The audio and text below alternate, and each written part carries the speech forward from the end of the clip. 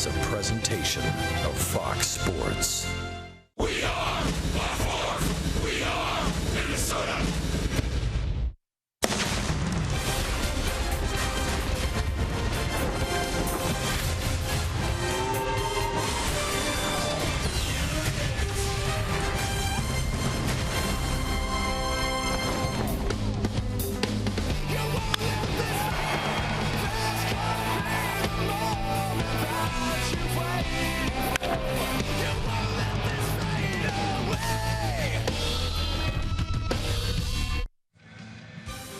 Twice this season, Eddie Rosario has been called upon to pinch hit, and twice he's answered with home runs. Last night, it was a game winner in the opener against the Rays. Then it was Miguel Sano's blast to left that added the insurance the Twins needed heading into the final frame. Tonight, they look to follow up that 6-2 win with another strong showing in Game 2 as the series continues in St. Pete. On the mound for the Twins, it's Jose Barrios going for his second straight win since being recalled from AAA. He'll square off against righty Chris Archer, whose 15 losses is the most in Major League Baseball.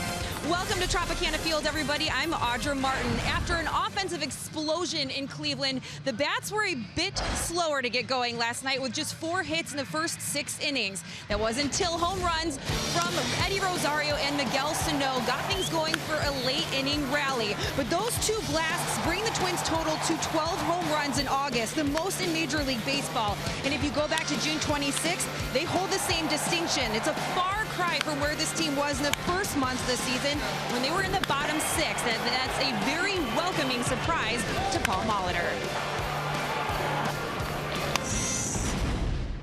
You know, we have some guys that can hit over the fence, and we've been doing it a little bit more frequently here the last 5-6 weeks. But and it's a welcome thing for a manager. I mean, you look for some way to put runs on the board each and every game. But, you know, we have athletic players too, guys that can run and guys that can spray the ball around and run the bases. So, you know, you'll take the home runs, but I think overall a consistent offense in terms of some of the other things probably plays over the long season, but they can come in bunches, and we've been doing that lately. Coming up, a deeper look at tonight's matchup. Dick Bramer and Bert Blyleven talk Barrios and Archer next on Fox Sports North.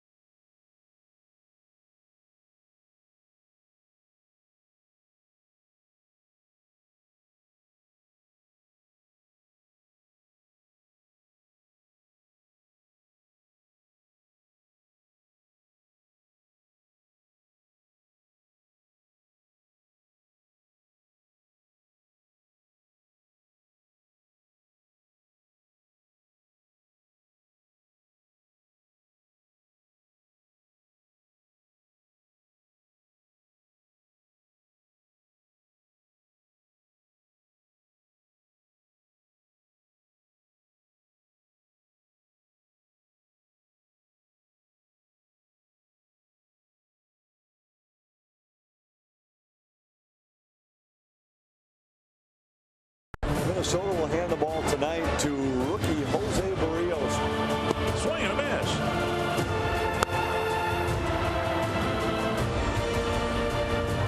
Across the letters. And there is strike 3.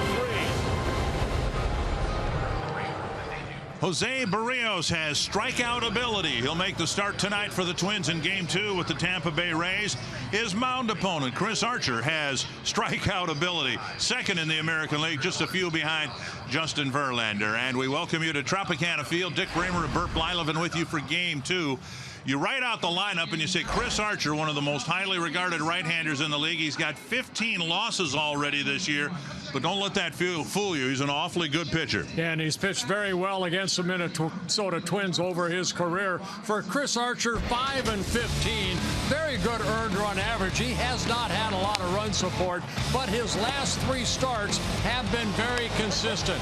See the good earned run average, 25 strikeouts. This guy is a strikeout pitcher. You know what? He's going to come right at the Twins with a good fastball and a nasty slider, maybe one of the nastiest sliders in either league. For the Twins, it will be Barrios. Barrios coming off that win in Cleveland. He won 12-5. Now he gave up some runs in the first inning, but he settled down nicely. 6 very good innings, no walks, 5 strikeouts in that ball game. Looking for his 3rd win, his first career appearance against the Rays. Twins, of course, had a winning month of July. They're off to a great start in the month of August. They're playing particularly well on the road, and they hope all those trends continue tonight in Game 2.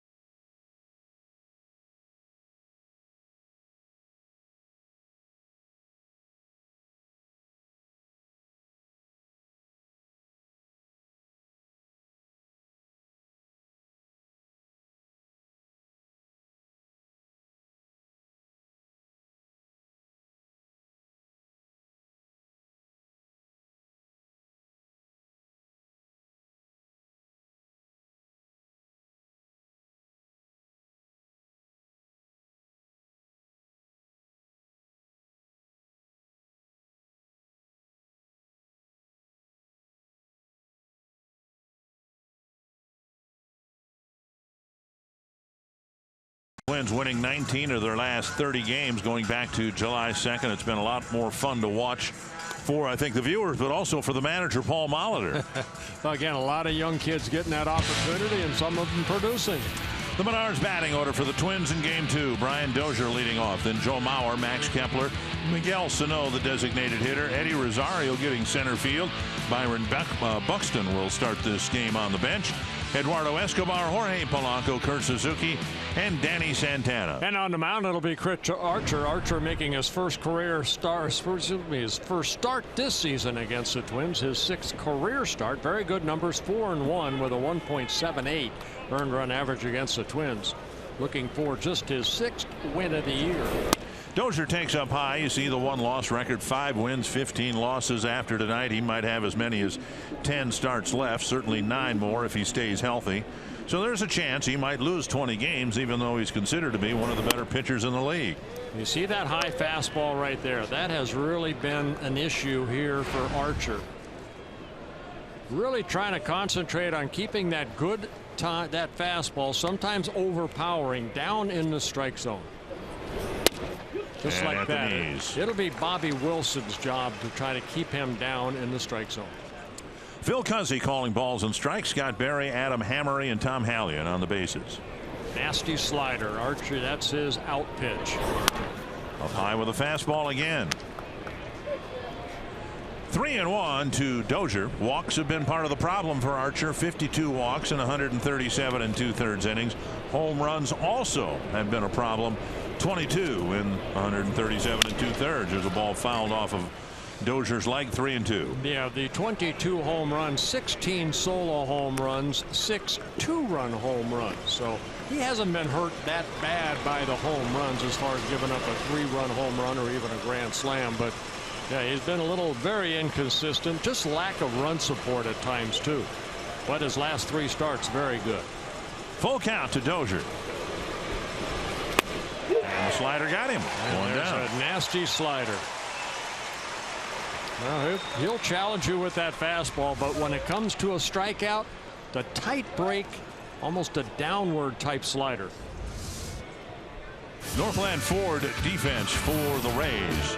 Nick Franklin in left. Kevin Kiermaier as good as they get in center. Steven Souza Jr. in right.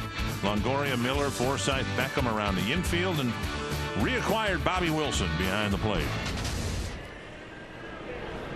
One down. Here's Mauer. Man, is he having a great road trip. 14 hits, 22 at bats, and he's hitting over 400 now here in this ballpark. 2 more hits last night, and the average up to 282.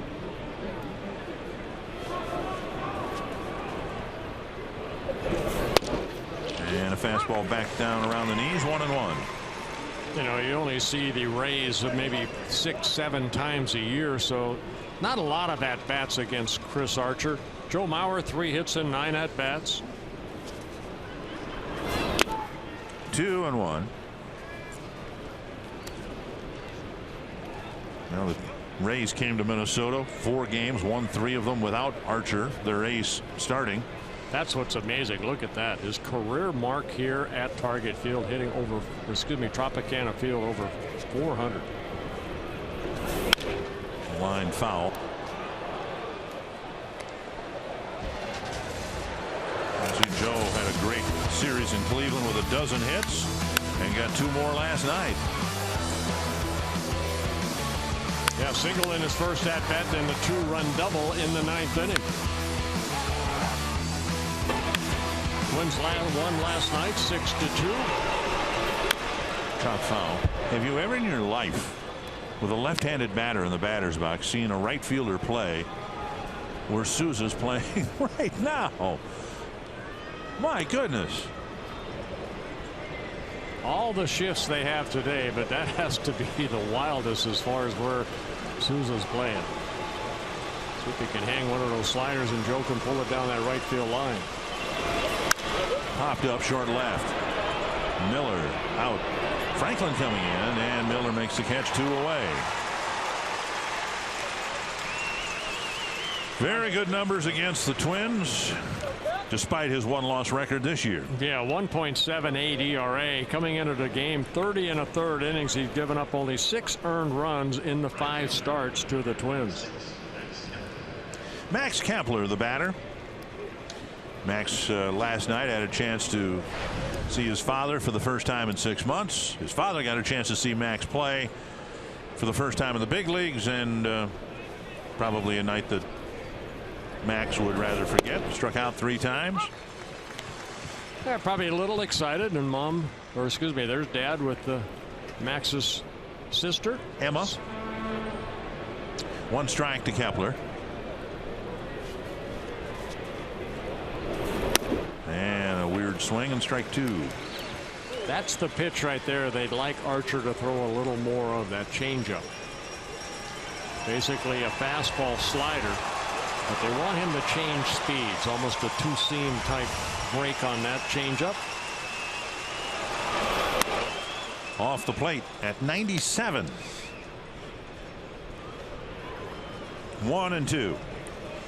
The 4 home runs coming, of course, early in the Cleveland series, 3 on Monday night.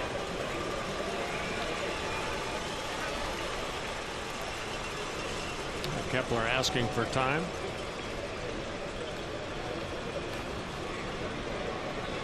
First time he's ever played in a dome stadium last night. Foul back.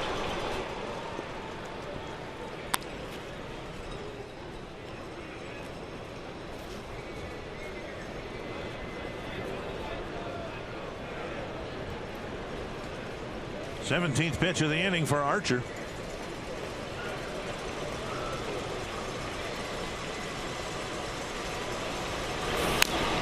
Out of piece. We showed you that Archer's just a few, now 2 strikeouts behind Justin Verlander. A good tight slider right there. And Kepler keeping the bat alive. Archer just 27 years old. He is in his 5th season with the Rays. And now 2-2. If Archer ends up leading the league in losses, he's leading right now, and in strikeouts, he'd be just the 2nd pitcher ever to do that. Nolan Ryan did it once.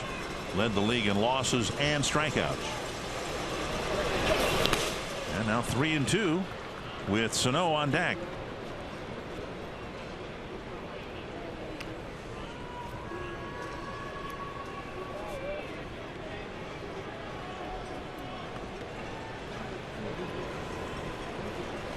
It was 0-2, and now it's 3-2.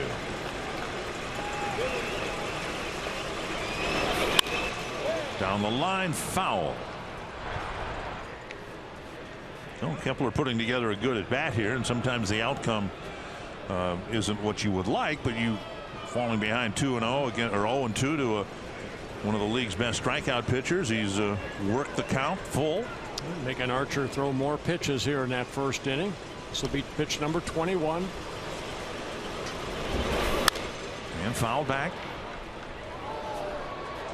Archer's actually pitched very well here at home. He has a 3.03 earned run average in 11 starts, but he's only won 1 ball game here. 1-8 here at home this year. Opponents hitting only .216 off him here at Tropicana Field. And finally, swing and a miss ends the at bat. 2 strikeouts in the first, and Archer sets the Twins down 1-2-3. We'll see how the rookie Berríos fares in his half of the first.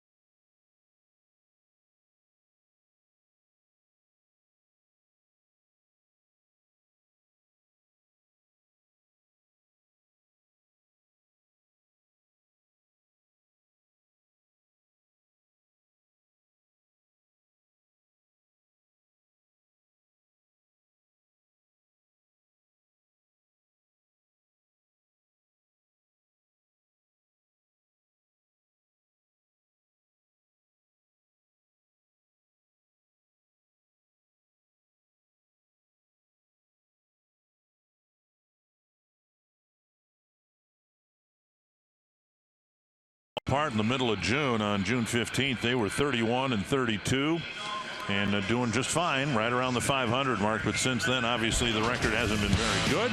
They lost 26 out of 30 after that. Here's the Menards batting order for Game 2 tonight. Logan Forsythe and Kevin Kiermaier. Evan Longoria, Brad Miller, Nick Franklin, Corey Dickerson, Steven Souza Jr., Tim Beckham, and then Bobby Wilson.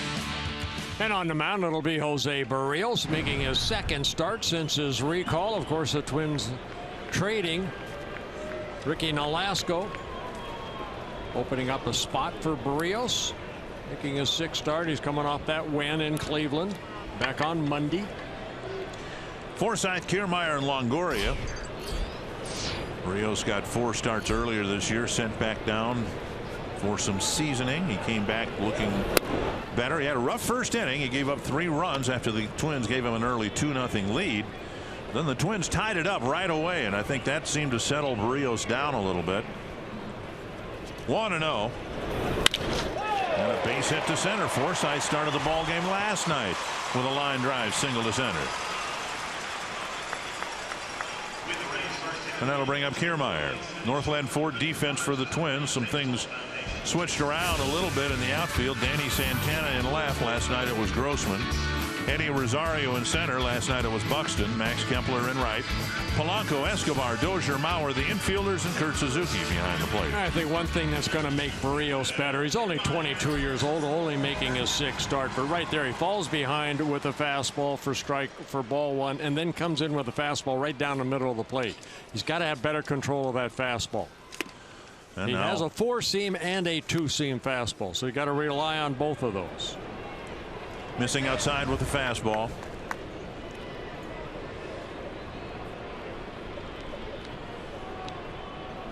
"21 innings thrown, just 1 ground ball double play." And now outside again, 2-0. That's what he tried right there. The 2-seamer has a little bit of movement down and away, though. That's a spot you want to hit with a left-handed hitter. Hopefully get that ground ball.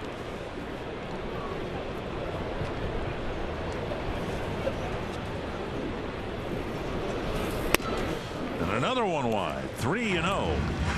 Opening up a little quick. Of course, again, a young kid trying to overthrow a little bit. A little amped up right now. See the 12 walks with the 25 strikeouts, but in 21 innings. And now a strike. In his start in Cleveland, it was the opening game of the road trip. Got the first 2 outs just fine, and then single, hit batter, single, double. Indians had 3 runs. But then he shut the Indians down after that.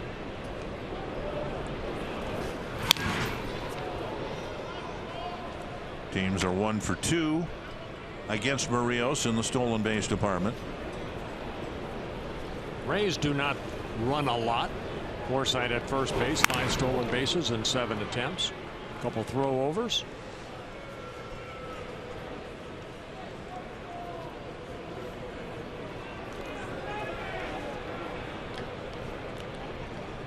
Three and 1 to Kiermaier. Runner goes, and the pitch fouled back. 3-2. Yeah, more a hit and run right there with Forsythe taking off for second. In Cleveland, 69.7% on the fastball, the curveball, the tight breaking ball, then the changeup. So establishing that fastball would also help. They tied it up, but then in the 3rd inning they put a 5 spot. The Twins did, gave them a 8-3 lead. Make you breathe a little easier, not afraid to make a mistake, throw the ball over the plate. No walks. Runner goes on 3-2. Strike 3, and Suzuki couldn't get a grip on the baseball, but Kiermaier takes a called 3rd strike. 1 down. Now Barrios picks up a strikeout, comes right back with that fastball. Stolen base for Forsythe. Watch him come up right here. I don't know if he just didn't get the ball out of the glove. I thought maybe he made contact with the umpire. But the ball falling out of his glove, so Forsythe will pick up a stolen base, his 6th of the year. And now Evan Longoria with a runner at second and 1 down.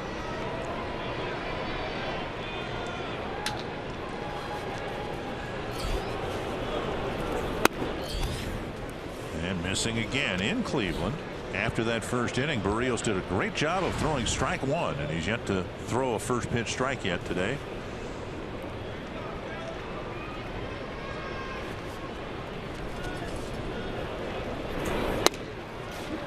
And a breaking ball in. If the fastball's all over the place, maybe you can find the strike zone with another pitch. 1-1.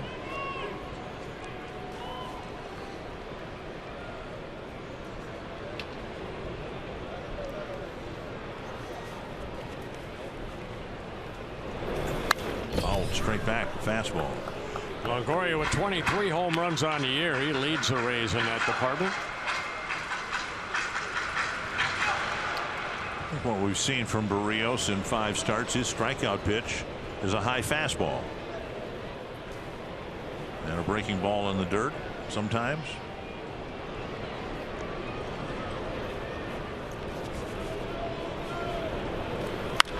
Skied to short center. And now Escobar back on the outfield grass. 2 down. That's a good fastball right there, down and in, and all Longoria could do kind of tied him up. He just hit that ball up straight up in the air.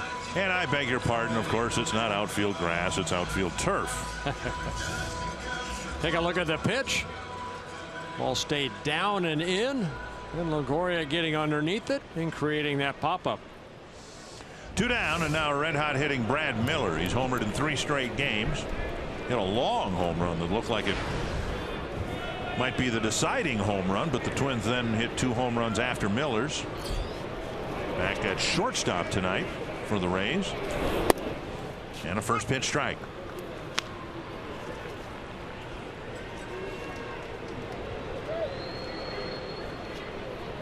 And the 20 home runs for Miller, a career high in his first season with the Rays, 3 seasons with the Mariners.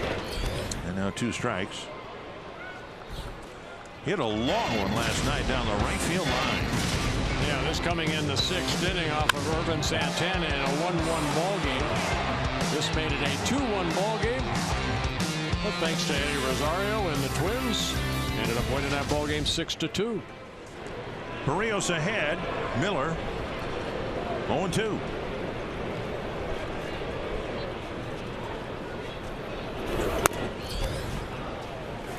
Up and away.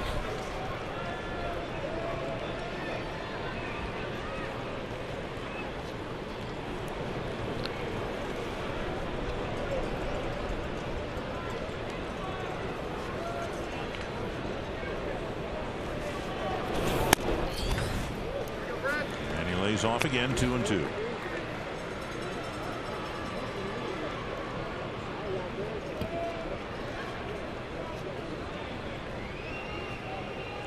Very important hitter for Kevin Cash. They don't know yet where he'll settle. Might be first base, might be as the designated hitter. Getting another start at shortstop tonight. Bouncer right side. Mauer can't get it. And it kicks off of Dozier, and a run will score.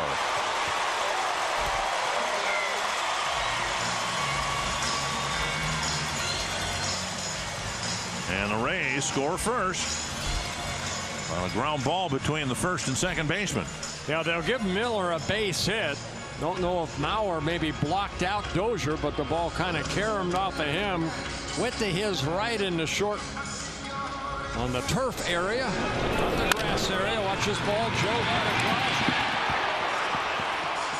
it. And with 2 outs, Forsythe scores the first run of the ball game. So an RBI for Miller, driving in his 45th run. Just barely getting back is Miller.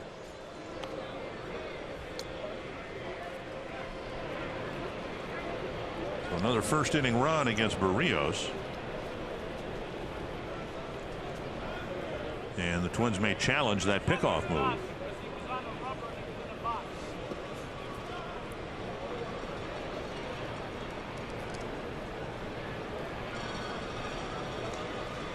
And they will not. I don't think that Phil Cuzzy was going to let him do it because the batter was in the box and Berríos was on the rubber. Right. He had made contact with the pitching rubber.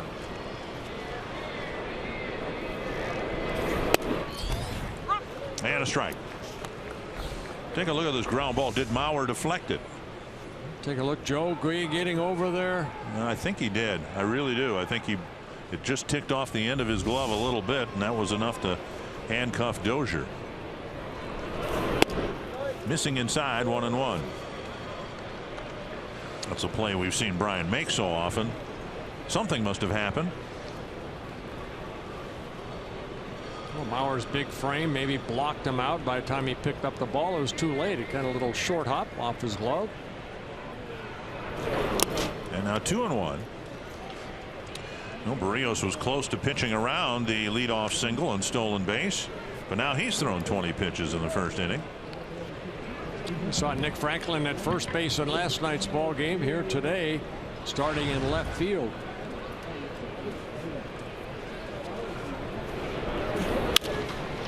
Right to Mauer, and that ends it. A couple of singles, a stolen base, and the first run of the game going to the Rays.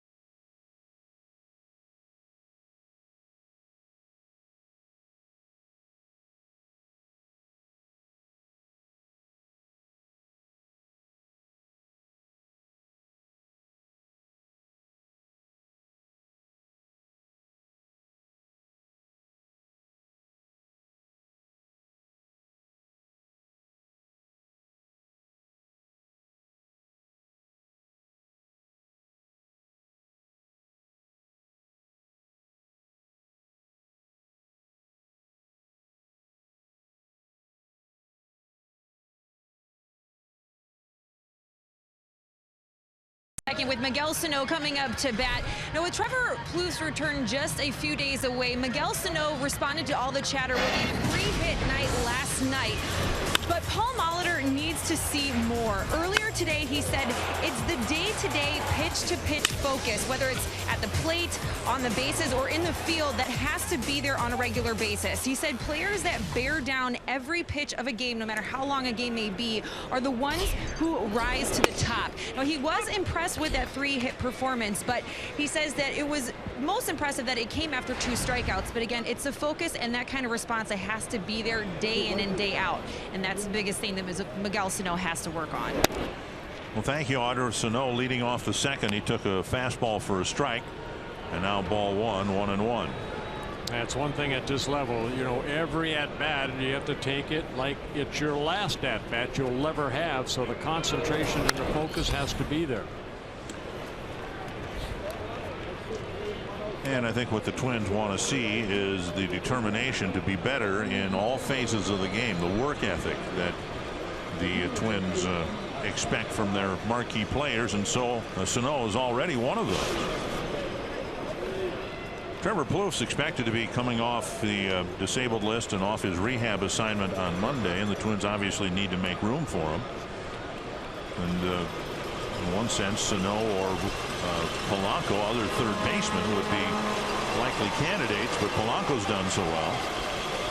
2-2 to Sano. Just off the plate, 3-2.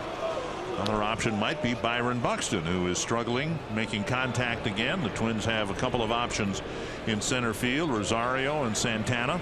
So we'll see what they decide. Full count. And a foul ball. 4 batters in. This is the 3rd full count that Archer's had.